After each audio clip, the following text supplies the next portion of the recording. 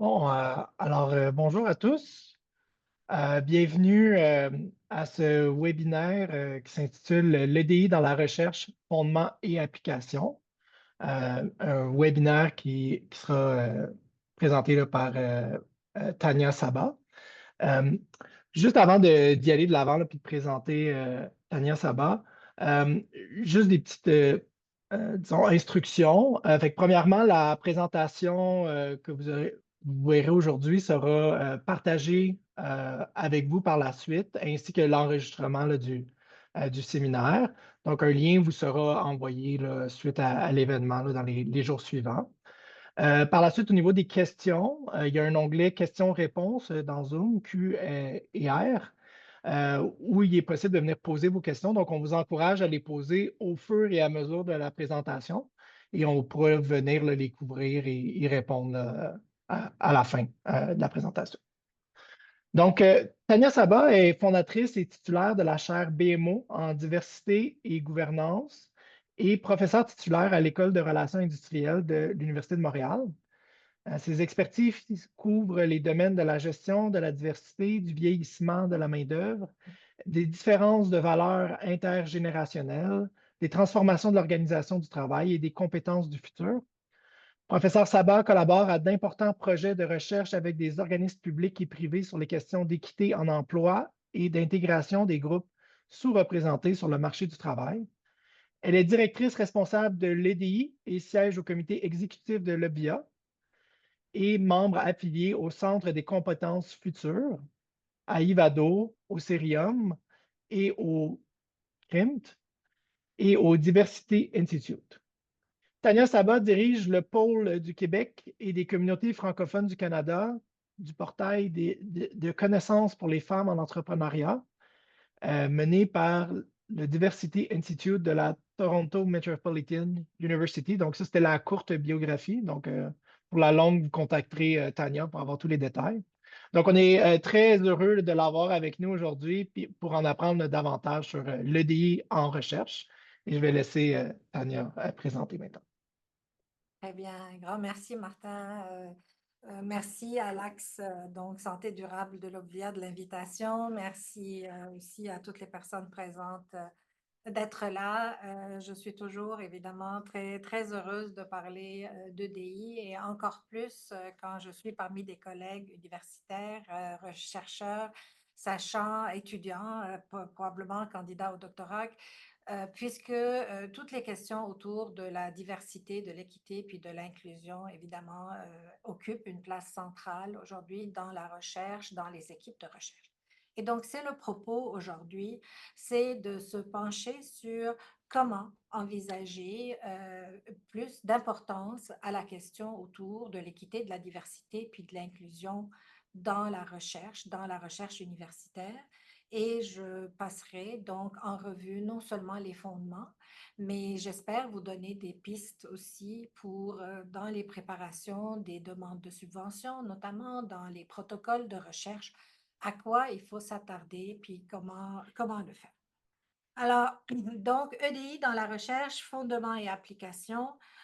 Pour commencer, je vous dirais que quiconque, puis je suis sûre, j'ai vu tout à l'heure parmi les participants, il y a des personnes qui connaissent le domaine de l'EDI, savent qu'on est en face de, si vous voulez, trois concepts.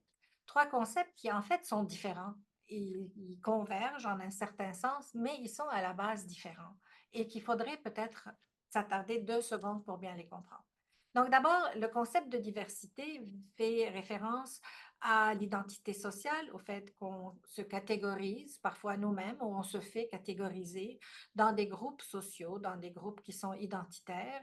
Et finalement, on considère évidemment que ces groupes sont différents des uns des autres, puis reçoivent un traitement qui est équitable, inéquitable dans la société, sur le marché du travail. À ce concept d'identité sociale a été ajouté le concept de l'intersectionnalité, auquel il faut faire très attention, qui est celui de cette imbrication de plus d'un motif de discrimination ou plus d'un motif ou plus d'une identité, qui fait en sorte qu'il faut regarder les systèmes de manière différente et non pas comme un cumul, n'est-ce pas, des barrières ou des différences.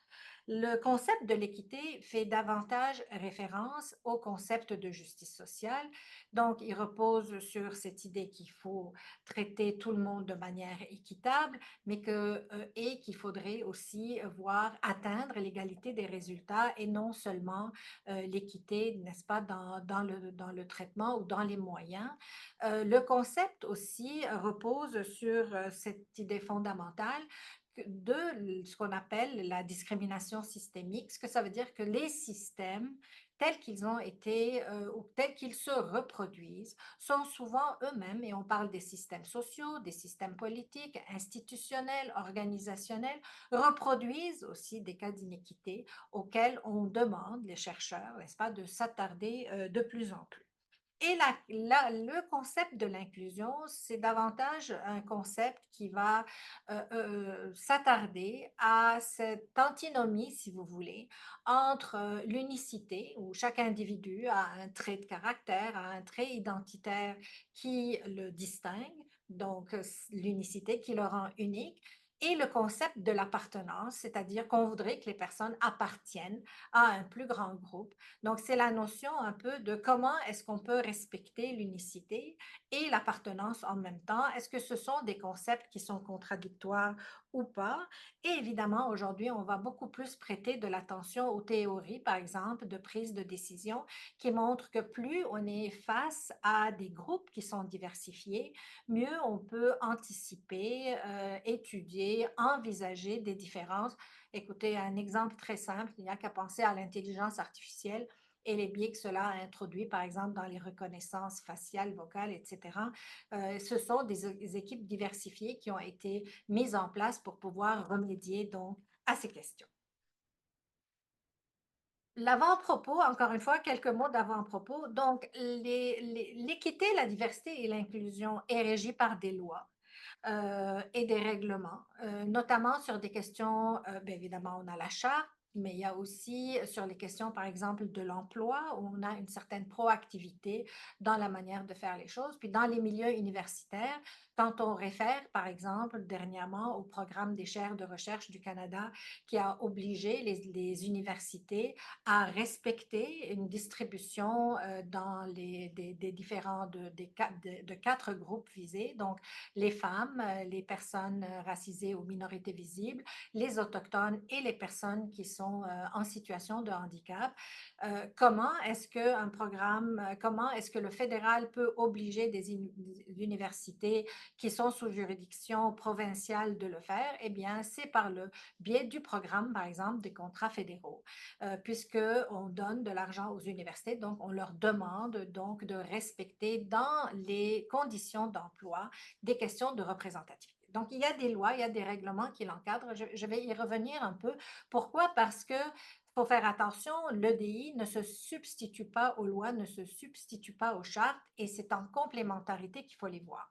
Il y a les normes, on les voit apparaître de plus en plus dans les sociétés, avec tout l'avènement donc de la question autour de l'ESG, apparaître des normes sur des questions de diversité. Et il y a évidemment les initiatives, et c'est là où réside vraiment le bon vouloir des personnes, des équipes, des populations, donc de vouloir faire les choses puis de rendre les systèmes plus équitables. Donc, quand on parle de diversité, on parle de qui? Alors, évidemment, si on est sur les questions, par exemple, des équipes de recherche ou des lois ou de la proactivité des lois, on va parler surtout des femmes, des minorités visibles ou personnes racisées, des personnes handicapées et des peuples autochtones ou des premiers peuples. Le Québec ajoute à cela les minorités ethniques. Donc, ces groupes, pourquoi on les vise dans les lois proactives en matière d'équité? Parce que on a des données statistiques, historiques, sociales qui montrent que ce sont des groupes qui ont subi, qui sont en sous-représentation dans différents types d'emplois. Donc, il y a quelque chose qui les justifie. Mais quand on parle de la charte, évidemment, va beaucoup plus loin.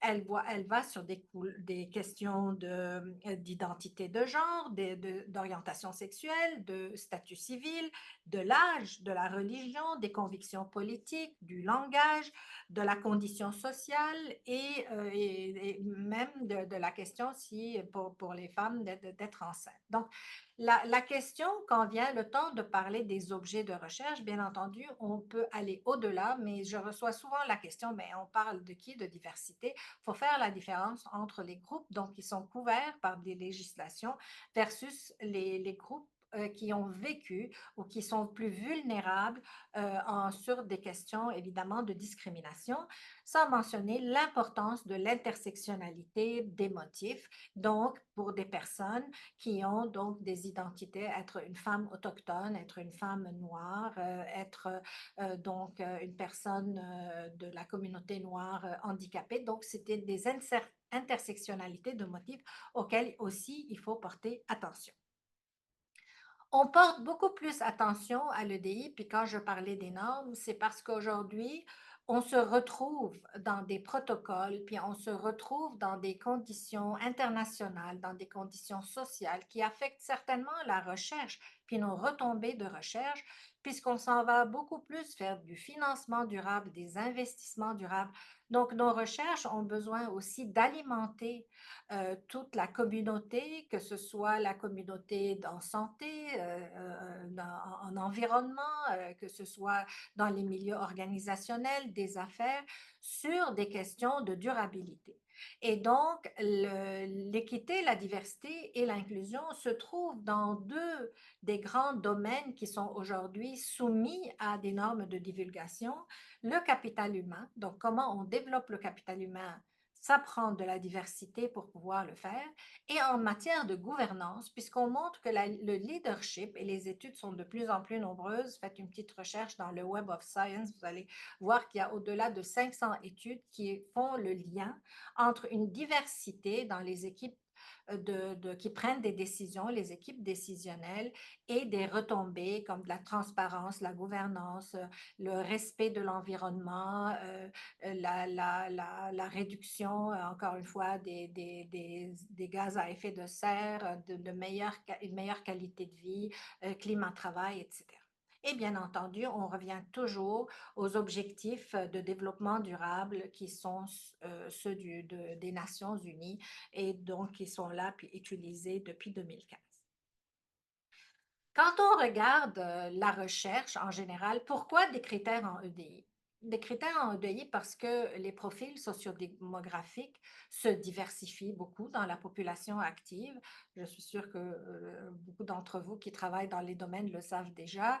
On attend d'ici 2036, 30% de la population sera des personnes qui sont racisées. On regarde au niveau de l'immigration, on atteint presque 40% de la population, encore une fois, d'ici 2036. Les personnes en situation de handicap, leur nombre est en train de doubler. Les jeunes autochtones sont les catégories d'emploi et les catégories de personnes dans la population active qui sont le plus en croissance. Donc, il y a beaucoup de choses qui arrivent. Puis depuis, évidemment, je dirais les 10 dernières années. Et donc, ces pourcentages s'accentuent. Donc, quand on met des critères en EDI dans la recherche, bien évidemment, c'est pour tenir compte de ces différences, des luttes historiques, des luttes coloniales fondées sur le pouvoir et l'égalité, de revoir les niveaux de responsabilité, et encore une fois, à tout domaine de recherche confondu. Et quand on tient compte de l'EDI, c'est parce qu'on veut que les retombées, peu importe encore une fois le domaine, puissent tenir compte de ces facteurs d'égalité, souvent qui sont basés sur des arguments qui sont moraux et de justice sociale. Et donc, on vise l'égalité et la justice sociale à travers toutes sortes, évidemment, de thématiques, toutes sortes d'objets de recherche. Donc, pour exprimer, pour aller un peu plus dans le détail aujourd'hui, je vais m'attarder à deux volets, évidemment, qui intéressent toute chercheuse ou chercheur. Un, comment intégrer l'EDI dans les objets de recherche. Et deuxièmement, comment intégrer l'EDI dans la conduite de la recherche et donc notamment dans les équipes de recherche. Alors, Pour débuter, l'EDI, si vous voulez, dans les objets de recherche, première chose, quand on parle de gestion de la diversité, puis qu'on les premiers angles pour attaquer, se dire: «OK, là, on a des exigences en matière d'EDI». Très souvent, puis on l'a vu encore une fois à travers un peu les études qui ont intégré la diversité dans les différents domaines, on peut le faire par un souci de conformité. OK, on est obligé de le faire, on va le faire. Est-ce qu'on est convaincu? Peut-être, peut-être pas tant que ça, mais parce qu'aujourd'hui, ça devient une obligation de le faire, je vais le faire. On peut se conformer aussi parce qu'on se dit: «Bon, il y a des règles, je respecte les règles, je suis convaincu que les règles sont bonnes, je les respecte». Donc généralement, en général, la conformité, c'est le souci de respecter un peu ces critères en matière de d'EDI, mais selon un peu le besoin, selon la nécessité de le faire. Il y a une vision un peu plus aussi instrumentale de la diversité, et celle-ci est apparue un peu au cours, je vous dirais, des 15-20 dernières années. C'est de se dire: «Ah et ben, il y a un bénéfice à la diversité». Pour la recherche, ben, évidemment, c'est inclure, une plus grande population, de répondre à des besoins de recherche. Donc il y a un peu comme un opportunisme dans le fait de regarder la diversité. Et de ce point de vue, il est bon, oui, il est aussi bon que n'importe lequel, mais il faut faire attention à ce que cette instrumentalisation soit pas trop poussée, mais que, bien entendu, qu'elle soit bien prise en compte. Par ailleurs, évidemment, il y a toujours un idéal dans la façon de faire les choses, puis considérer l'équité de la diversité et de l'inclusion dans les objets de recherche, c'est vraiment pour aller beaucoup plus, comme je le disais tout à l'heure, dans ce souci, non seulement de justice sociale qui est plus aussi au niveau de la conformité, mais c'est d'aller au-delà. Donc, vers l'innovation, vers la créativité, vers la diversité de pensée, par la diversité, encore une fois, de rejoindre évidemment des populations qui ont des caractéristiques très différentes, mais qui peuvent aussi être rejointes à plusieurs niveaux. Donc, les approches en recherche peuvent être différentes. On peut avoir une approche vraiment de performance parce qu'on diversifie, parce qu'on veut vraiment diversifier. Donc, dans notre objet de recherche, notre méthodologie, est-ce que c'est notre population, etc. On peut diversifier parce que institutionnellement, il le faut. Donc, on le sait, la population active l'est, la population en général, la population vieillissante, etc. Donc, il faut le faire en matière que ce soit, encore une fois, de santé ou autre. On peut diversifier parce que c'est une question morale. Donc, c'est la bonne chose à faire. On ne peut pas faire une étude aujourd'hui sans tenir compte des questions de diversité. Mais on peut, et on le voit encore, puis il n'y a qu'à lire les journaux, je pense, à tous les jours, il y a encore une approche de résistance face à la diversité. Je n'y crois pas, c'est une mode passagère, pourquoi faut-il vraiment le faire? Et évidemment, je pense que comme chercheur, on peut peut-être éviter un peu cette tendance. Ce qui est important dans les objets de recherche, encore une fois, peu importe le domaine dans lequel on s'investit, c'est que la diversité se trouve à plusieurs niveaux. Donc, la question autour de l'EDI, quand on étudie des spécificités des populations, quand on étudie des spécificités méthodologiques ou autres, on peut se trouver, puis qu'est-ce qui l'influence? Bien, évidemment, il y a l'influence institutionnelle sociale, et donc, on est obligé d'avoir évidemment un regard souvent multiniveau.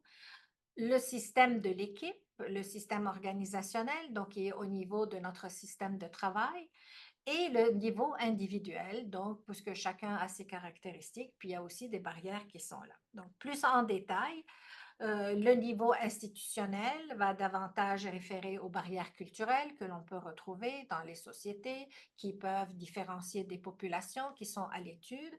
Il y a des politiques et des règlements qui ont été mis en place. Je peux vraiment vous donner tout à l'heure peut-être des exemples dans la période des questions sur comment certains règlements, même certaines lois ont été discriminatoires jusqu'à certains égards sur certaines populations, puis ça vaut la peine donc de les regarder.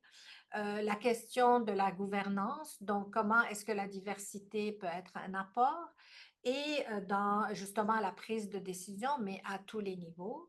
Et le rôle proactif dans la chaîne de valeur, c'est-à-dire que peu importe l'objet de recherche, ben aujourd'hui, on se place beaucoup dans des visions qui sont beaucoup plus écosystémiques. On regarde évidemment le problème, mais on regarde aussi tout ce qui s'apparente, tous les intervenants, les partenaires, et bien entendu, donc, il ne faut pas limiter la diversité seulement à ce qu'on étudie, mais à son rôle aussi dans un contexte qui est plus large.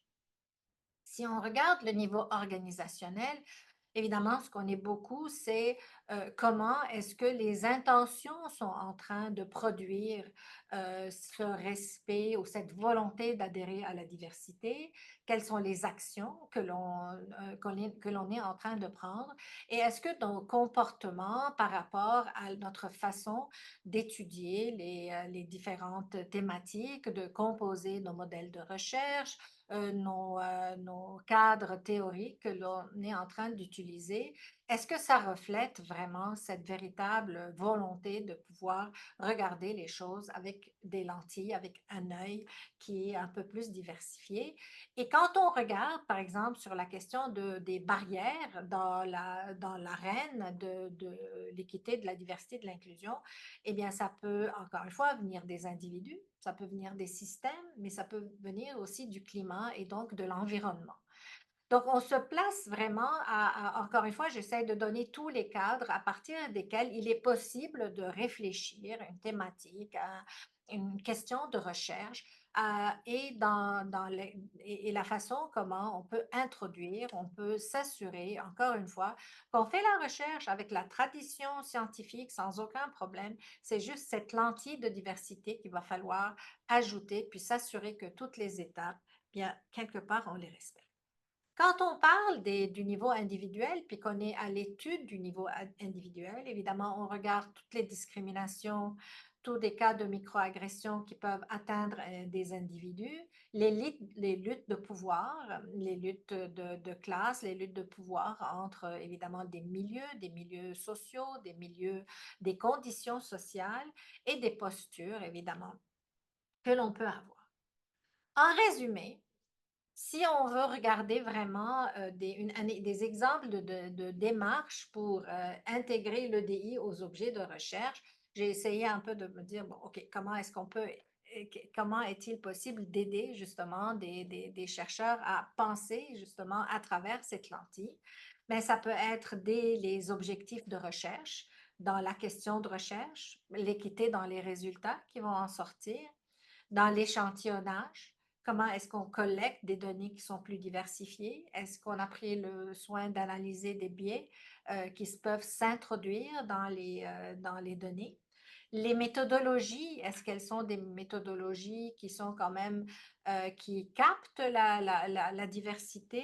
Est-ce qu'on a besoin de plus d'approches peut-être interdisciplinaires ou notre approche, est-ce qu'elle est suffisante? Est-ce qu'on est beaucoup plus dans des méthodes participatives parce que traditionnellement, certains groupes n'ont pas été étudiés, donc peut-être qu'il va falloir revoir un peu notre méthodologie? Comment est-ce qu'on analyse des impacts sociaux? Parce que, évidemment, même si on est dans des domaines, que ce soit de santé, que ce soit de la physique, que ce soit peu importe, on est en train de travailler quand même pour des sociétés et qui sont plus durables. Donc, comment est-ce qu'on analyse les impacts sociaux? Est-ce qu'on a fait des études de cas plus spécifiques pour des groupes vulnérables? Est-ce qu'on a évalué les risques et les bénéfices, par exemple, sur certains groupes par rapport à d'autres? Transparence et responsabilité dans la façon de faire la recherche. Est-ce qu'on a documenté nos processus de collecte de données, de développement de modèles d'analyse? Il y a des choses sur lesquelles nous avons déjà, bien entendu, des traditions, mais peut-être aussi qu'on peut aller encore plus loin. Est-ce qu'il y a eu des mécanismes de dialogue aussi qui sont là? Et est-ce qu'on a déjà, à partir dans les devis de recherche, indiqué certains indicateurs de performance sur l'EDI, bien entendu, pour s'assurer qu'on l'a bien intégré? Et est-ce qu'il y a eu une évaluation continue? C'est-à-dire, est-ce qu'on l'a juste proposé au début dans le devis, mais est-ce qu'on l'a vraiment respecté à toutes les étapes et des démarches de la recherche? Il ne faut pas oublier un point qui est très important, c'est dans les retombées de la recherche.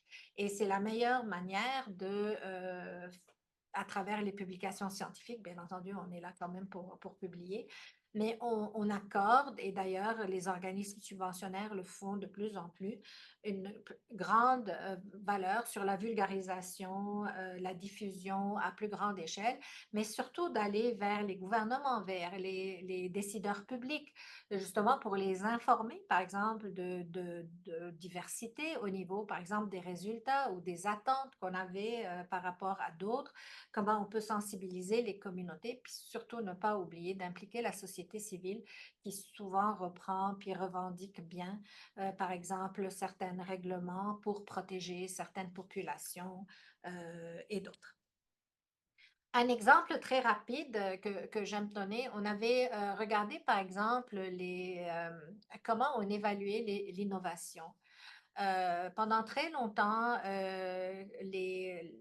si on regarde l'entrepreneuriat, par exemple, et le financement qui est accordé aux entrepreneurs, on voyait, par exemple, une beaucoup plus grande facilité aux entrepreneurs du groupe majoritaire à avoir donc accès à du financement, notamment du capital risque, sur des questions d'innovation. Pourquoi? Parce que l'innovation était définie comme étant cette capacité de développement technologique. On s'est rendu compte qu'à partir du moment, or, il n'y a pas de développement technologique sans adoption technologique et sans donc adaptation des technologies. Et Innovation, Sciences et Développement économique Canada, au cours des dernières années, s'est dit, bon, d'accord, donc étudions l'innovation d'une autre façon. Et dès le moment où on a rentré, par exemple, des innovations sur les produits, sur les procédés, sur les méthodes organisationnelles ou l'organisation du travail et le marketing, on s'est rapidement rendu compte que des capacités d'innovation étaient très, très présentes chez des groupes qui étaient considérés jusqu'à présent qui sont toujours considérés très sous-représentés, par exemple, en entrepreneuriat.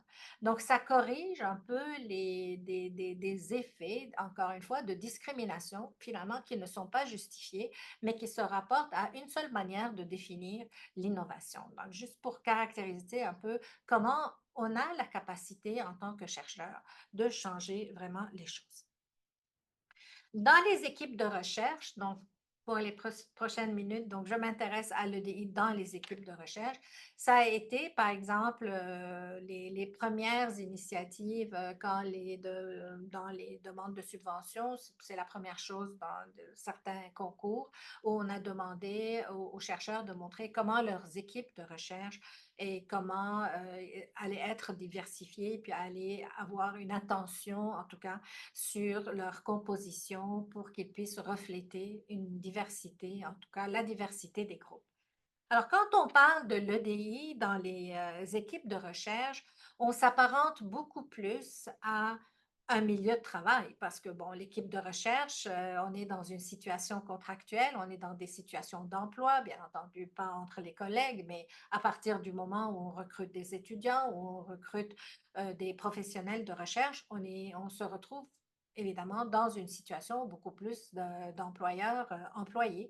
Et donc, c'est la logique, si vous voulez, de l'équité en emploi, de l'accès à l'égalité à l'emploi au Québec, les universités sont des organismes publics et donc sont assujettis à ces lois. Donc, encore une fois, quand on voit la gestion de la diversité, les angles ou les perspectives de la gestion de la diversité dans les équipes de recherche, ben, sous un peu la même logique, soit on le fait parce que, bon, on ne veut pas avoir des poursuites, on ne veut pas avoir des accusations, qu'on est discriminatoire dans nos choix. Donc, encore une fois, cette idée un peu de se conformer aux lois, mais aussi c'est parce qu'on a aujourd'hui de plus en plus, d'ailleurs, on l'a entendu ad nauseam, je vous dirais, que la diversité, c'est très bon pour dans les cas de pénurie de main-d'œuvre. Alors, et on a besoin de talents, de carences. Donc, on voit déjà apparaître cette instrumentalité, si vous voulez, dans la manière de voir la diversité. Mais tant mieux si elle diversifie les bassins en autant qu'on ne confine pas les personnes à des emplois qui sont très spécifiques, mais qu'on leur laisse aussi la possibilité de se développer. Répondre à des marchés diversifiés, ça on l'a beaucoup entendu, les consommateurs se diversifient. Ici, dans le cas de l'intelligence artificielle, les personnes se diversifient qui vont utiliser ou faire être assujettis aux algorithmes. Dans la santé, encore une fois, la même chose. Donc, beaucoup, de reproduire, en fait, à travers des équipes de recherche pour s'assurer qu'on capte bien les différences sur des populations que nous sommes en train d'étudier. Et encore une fois, pourquoi on diversifie? Parce que c'est la meilleure façon de favoriser l'innovation, la créativité à travers des prises de décision qui sont beaucoup plus élargies. Donc, il faut faire attention, c'est que quand on est dans une équipe de recherche, quand on est dans une université, surtout nos universités au Québec, on est assujetti à la loi d'accès à l'égalité en emploi. Ce que ça veut dire, on ne fait pas seulement de l'EDI, on fait aussi de l'équité en emploi. C'est quoi la différence? Bien, la différence la plus importante, c'est qu'il faut être beaucoup plus soucieux des cas de sous-représentation, puis il faut les corriger. Donc, il y a des mesures correctives qui doivent corriger les sous-représentations, puis c'est là la notion d'équité. À partir du moment où on ne part pas tous de la même ligne ou du même point de départ, à un moment donné, il faut accélérer les choses pour certains groupes, pour des membres de certains groupes. Pourquoi? Parce que ils ont les autres personnes ont une longueur d'avance et donc ils ont besoin quand même d'une aide pour aller vers le rattrapage. Mais ce n'est pas seulement cela. Les mesures généralement correctives sont toujours des mesures temporaires. Donc, cette idée de dire, ouais, mais là, il n'y en a plus que pour les membres de tel groupe, tel autre groupe, ça ne tient pas la route parce que même la loi vous dit, c'est une mesure qui est temporaire, qui est absolument nécessaire le temps que la correction se fasse. Autrement, les lois misent beaucoup plus sur des systèmes équitables. Et je vais vous donner un peu quelques exemples sur comment on rend les systèmes équitables. Les systèmes misent aussi sur des mesures de soutien. Vous voulez avoir plus de femmes, vous voulez avoir plus de jeunes personnes dans vos équipes, ben, peut-être qu'il faut aussi voir comment est-ce que vous accordez une certaine flexibilité dans la manière de faire les choses. Donc, les mesures, est-ce que vous avez accéléré, par exemple, des acquis qui sont ou des diplômes qui sont acquis ailleurs, peut-être par une formation rapide pour pouvoir justement combler les écarts? Est-ce que des femmes qui ont pris des congés de maternité et est-ce qu'on peut rattraper ou leur donner cette aide supplémentaire pour qu'elles rattrapent le parcours? Donc, vous voyez un peu, ce sont des mesures de soutien qui généralement aident tout le monde, là, pas seulement les catégories, mais sont quand même nécessaires pour ajuster les représentations. Et dans toute loi, et pour le Québec, c'est l'article 13, montre très bien qu'il faut assurer donc l'égalité des résultats, donc à travers avoir des mesures et avoir donc des responsabilités pour rendre compte.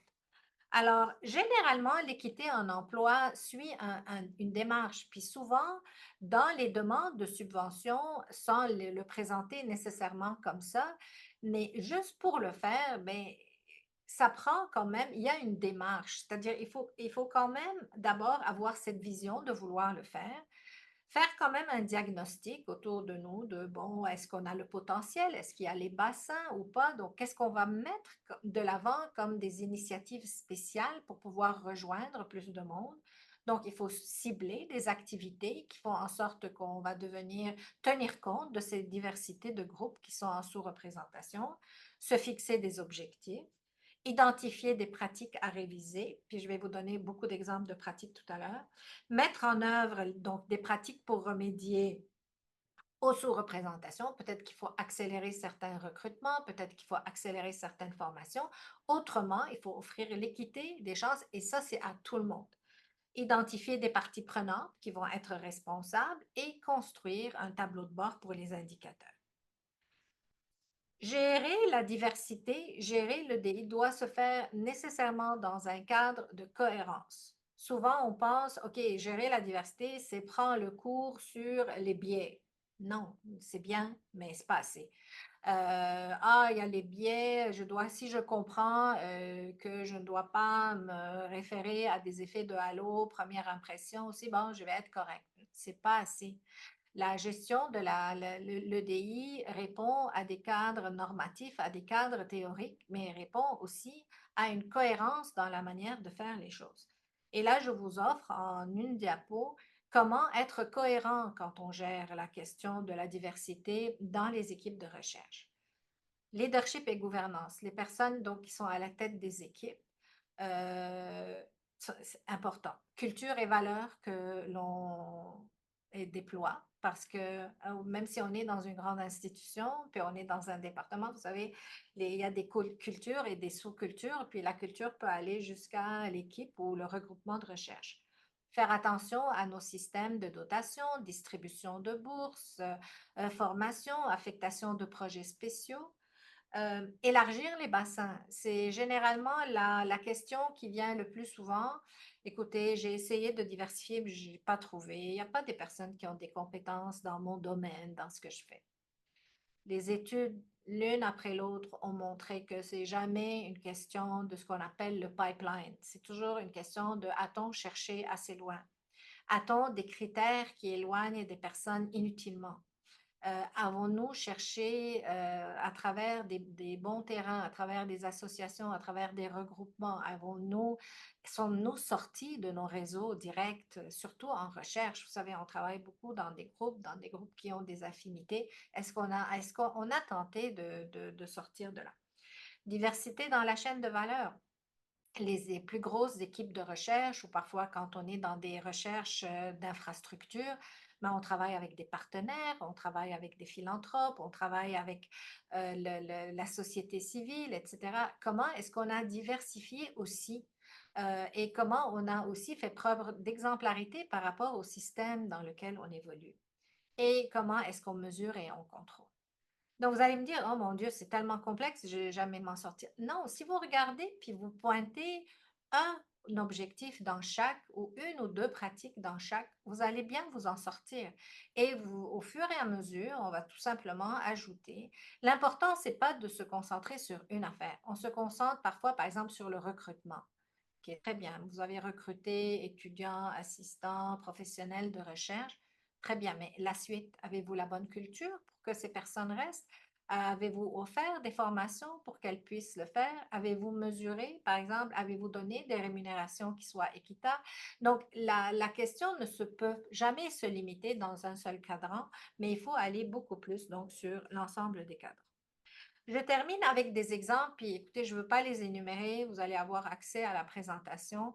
Donc, répertorié des exemples qui viennent aussi d'un outil de diagnostic que j'ai eu la chance de développer avec le Diversity Institute, donc du Toronto Metropolitan University, et qui va vraiment un peu plus dans le détail sur ce qu'on peut faire. Donc, quand on n'a aucune idée qu'est-ce qu'on peut faire en leadership et gouvernance, mais avez-vous une politique, par exemple, de DI pour le comité de direction de l'équipe de recherche? Est-ce que vous avez une matrice sur laquelle vous avez travaillé? Est-ce que vous avez inclus des compétences? Est-ce que les gens qui sont là savent c'est quoi le DI? Pour qu'ils travaillent de manière, au lieu de mettre juste une personne en charge, mais il faut qu'il y ait quand même une certaine cohérence et qu'il y ait une certaine acceptation dans la manière de voir le DI. Euh, Est-ce que vous avez une mission, une déclaration, etc., sur vos sites quand vous faites ces travaux? Alors, encore une fois, je vous les laisse, je veux juste aller avec quelques exemples. Culture et valeurs, avez-vous adhéré, par exemple, à la politique de prévention du harcèlement, des abus, généralement toute institution là, mais est-ce que vous la faites connaître? Une politique sur l'accessibilité, une politique, vous réaffirmez des politiques de tolérance zéro qui existent dans la plupart des universités. Est-ce que vous avez instauré quelques modalités de travail flexibles? Est-ce que vous donnez accès au counseling par l'intermédiaire donc, encore une fois, de l'université? Quand on parle des pratiques, ressources humaines, c'est vraiment la gestion de l'équipe de recherche dans la définition des postes, dans le recrutement, sélection, accueil, intégration, développement, avancement, rétention, formation. Ah, c'est sûr, une plus petite équipe de recherche ne va pas aller s'embarquer dans tout ça, mais une plus grosse équipe de recherche qui est là puis qui se renouvelle sur des années, bien entendu, aurait beaucoup plus intérêt à regarder aussi la carrière des personnes ou des professionnels de recherche, comment ils évoluent, etc. Quelques exemples dans les pratiques. C'est quoi votre stratégie de recrutement pour élargir vos bassins?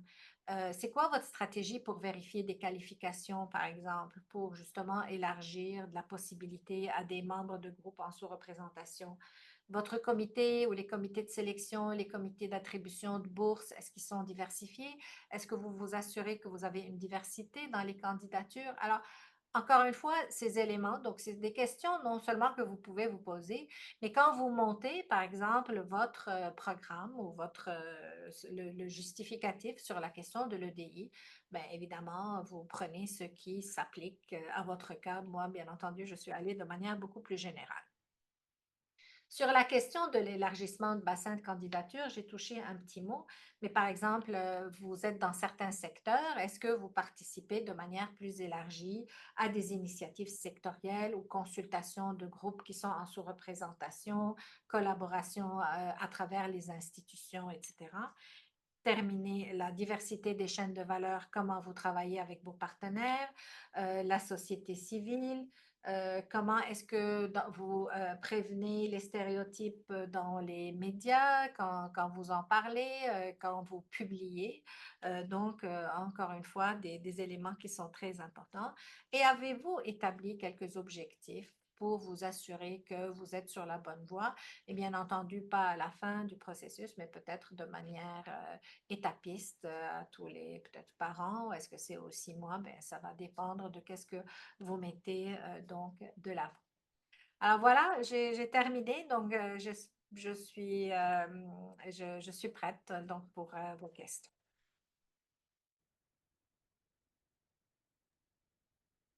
Merci beaucoup, Tania. Il y avait une ou deux questions, mais Oui, vas-y, Marie-Pierre.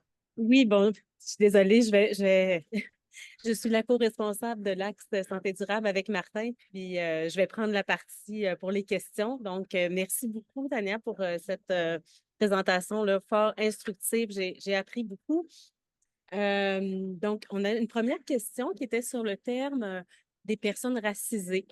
Alors, les personnes se demandaient est-ce que c'est toujours le bon terme? Il y a un petit peu de controverse par rapport à ce terme-là. Donc, on s'interrogeait est-ce que c'est toujours le terme qui est politically correct, si on veut, par rapport à ça? Merci.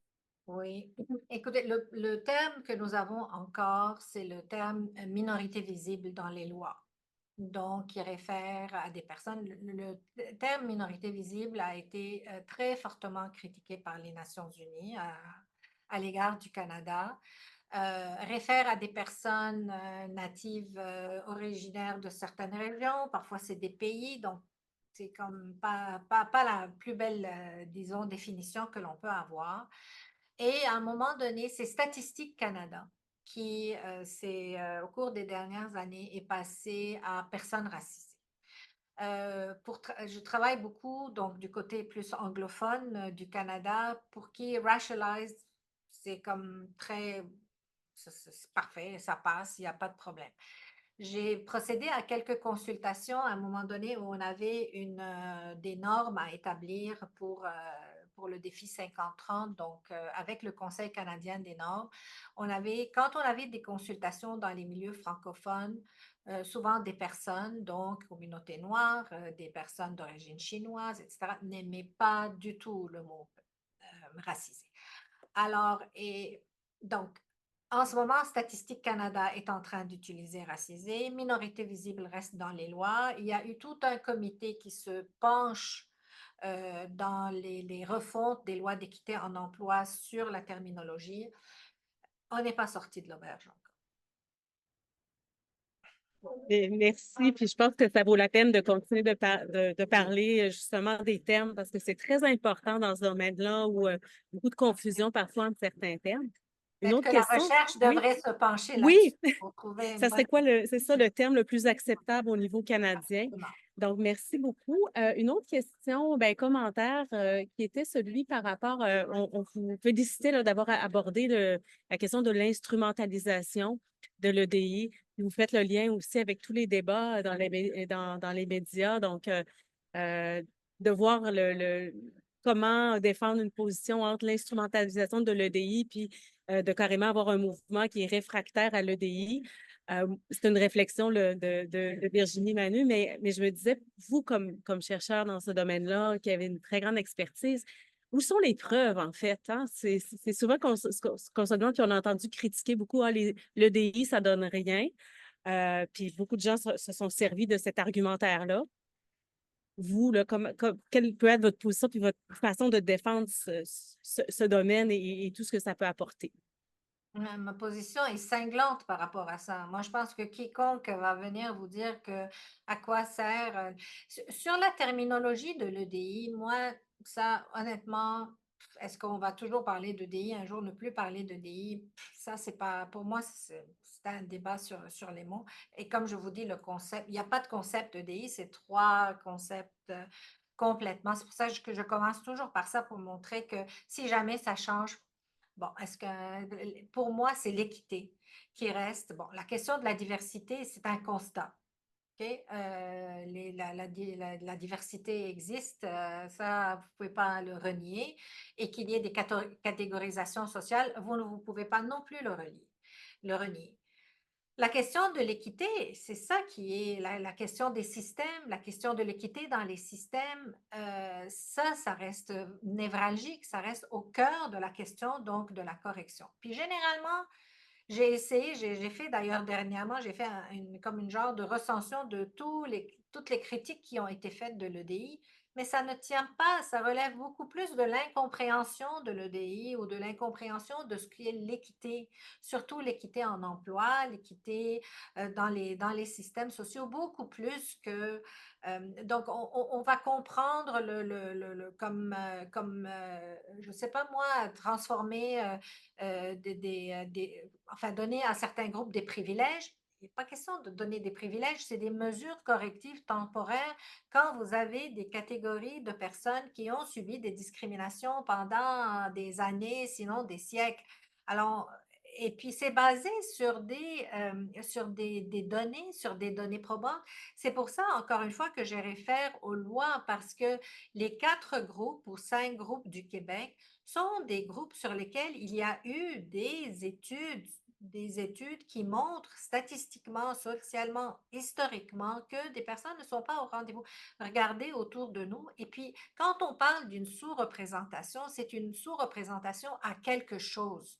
Sous-représentation à un type d'emploi, sous-représentation à des comités de direction, sous-représentation. C'est pas une sous-représentation générale parce que les femmes ne sont pas sous-représentées dans la population. Les femmes font un peu plus même que la moitié de la population. Si vous regardez certains postes, certaines professions, emplois, etc. Donc, ça a toujours en lien avec une représentation à quelque chose. Donc, j'espère en tout cas qu'on ne va pas le faire disparaître. La question de l'équité est une question fondamentale, c'est une question de justice sociale, puis je ne vois pas comment est-ce qu'on peut en faire abstraction. Par contre, comprenons exactement de quoi il s'agit. C'est ça le grand problème aujourd'hui.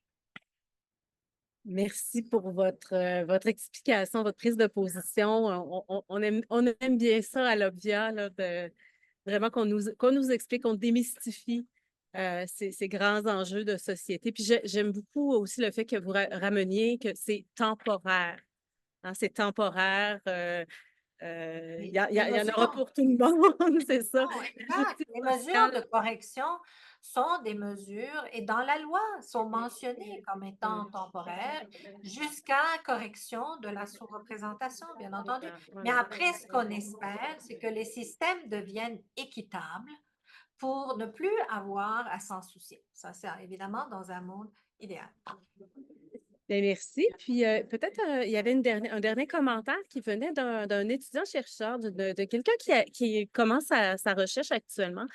Alors, vous, Tania, qui avez beaucoup d'expérience, quels pourraient être des conseils à des chercheurs, chercheuses qui débutent leur carrière, qui veulent assurer de faire les bons choix, d'aller dans les bonnes directions en termes d'équité, diversité, inclusion dans leur recherche? Alors, qu'est-ce que vous pourriez leur suggérer pour être des bons ou bonnes chercheurs et chercheuses? Écoutez, c'est vraiment une très grande question.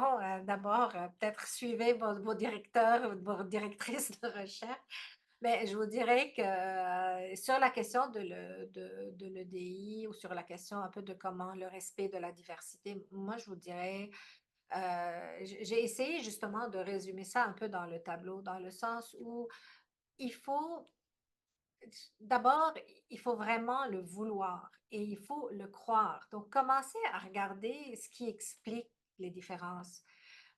Et aussi, ce qu'on voit de plus en plus, c'est qu'on se concentre sur ce qui explique les différences, mais très souvent, on va trouver des solutions qui s'appliquent à un grand nombre de personnes, à un grand nombre de groupes. Donc, il faut comprendre les populations avec lesquelles on travaille. Et pour comprendre les populations avec lesquelles on travaille, il faut remettre en cause, remettre en question les méthodologies ou les diversifier. On ne va pas tout nécessairement tout réinventer, mais quand on est à l'affût, donc l'EDI, c'est pas faire les choses autrement, c'est pas mettre à terre pour commencer puis dire, OK, là, il faut refaire des fondements et tout. C'est encore une fois, c'est comme tenir cette lentille, tu sais, et de dire, OK, est-ce pour toutes les étapes, pour tout ce que je fais, est-ce que je tiens compte de la diversité dans ce que je suis en train d'étudier, parce que bien entendu, c'est un peu général ce que je dis, mais moi, je connais, donc dans mon domaine, je vais regarder, est-ce qu'il y a des populations, comment je dois étudier, comment est-ce que les personnes qui vont répondre à mes enquêtes viennent d'une diversité, est-ce que je vais pouvoir les rejoindre, donc je m'en vais où? Hier, j'avais la chance de parler à des postdoctorants qui sont dans le domaine de la santé et on a essayé de faire l'exercice. La plupart se sont concentrés sur les populations à l'étude. J'ai dit, c'est parfait. Puis ils ont réussi à dire, cette population étudiée, cette population n'a pas été assez étudiée. On a vu des différences dans la médicamentation, dans les traitements, dans la nutrition, etc. Mais à un moment donné, je leur ai dit, d'accord, mais pour l'étudier, est-ce que vous avez revu aussi les méthodologies? Donc, est-ce que ça prenait des méthodologies plus multidisciplinaires et autres? Est-ce que vous avez aussi anticipé les retombées ou est-ce que vous allez publier dans les données que vous avez eues? Est-ce que vous les avez vues, les différences? Est-ce que ça s'explique? Est-ce qu'il y a des convergences? Donc, il y a, écoutez, la démarche de recherche va rester la même. C'est encore une fois cette lentille que l'on va passer sur ces questions de diversité pour mieux les capter. Bien, merci beaucoup. Je ne sais pas s'il y aurait d'autres questions avant de conclure de ton côté, Martin. Ben moi, en tout cas, je vous remercie beaucoup, professeur Tania Saban. Et comme les commentaires le disaient, toujours aussi intéressant de vous entendre.